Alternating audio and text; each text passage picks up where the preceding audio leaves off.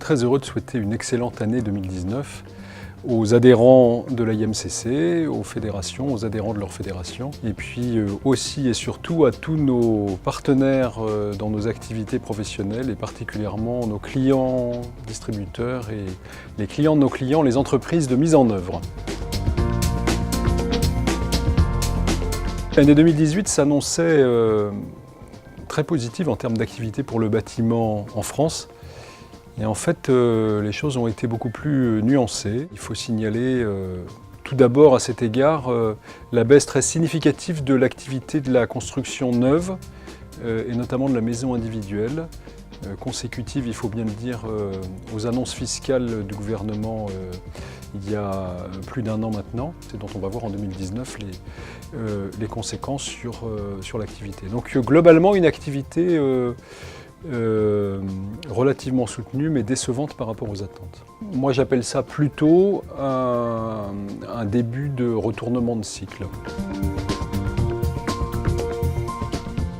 En fait, si j'avais à caractériser 2019, je prononcerais 4 mots. Le premier mot, c'est incertitude. Voilà, je crois qu'il faut nous préparer à l'imprévu en 2019. Le deuxième mot pour nos industries de la construction, c'est le mot de défi. Au-delà de ces incertitudes du moment, il y a des défis stratégiques qui restent très forts devant nous. Le défi de la transition environnementale, le défi de la compétitivité économique pour la filière et puis le défi de la transition numérique. Troisième mot, c'est pour nous à IMCC, c'est l'engagement.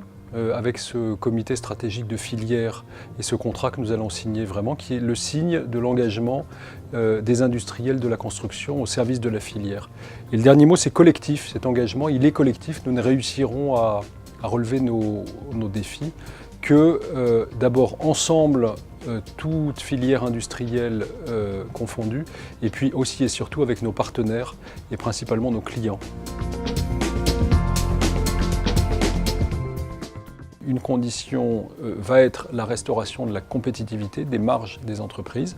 Ça va vouloir dire être capable de maîtriser ces hausses de matières premières et d'énergie et puis de trouver des gains de compétitivité à tous les échelons.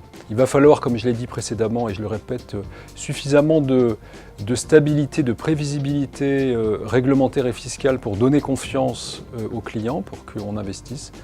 Et puis, il y a un travail qui d'ailleurs fait partie de nos projets structurants du contrat stratégique de filière des industries pour la construction pour améliorer la formation et adapter plus la formation aux besoins de la filière. Et puis, il nous faut, je vais employer un gros mot, une stratégie industrielle. C'est-à-dire que voilà, sur les territoires, nous avons besoin d'une vision, de vision locale et de soutien durable à l'installation d'industries qui restent, il faut le souligner, des industries durables et locales. Toutes les conditions économiques sont réunies pour qu'elles soient soutenues par de vraies stratégies industrielles régionales et nationales.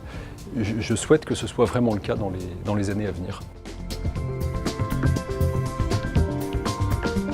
Nous avons souhaité, soutenus par l'État, nous engager dans la construction d'un comité stratégique de filière, initiative qui va être couronnée au mois de février par la signature d'un contrat stratégique de filière, qui est le signe de notre engagement au service de projets stratégiques nécessaires pour relever les défis de la durabilité de notre filière. La transition environnementale, l'économie circulaire, la transition numérique, la formation, la compétitivité internationale.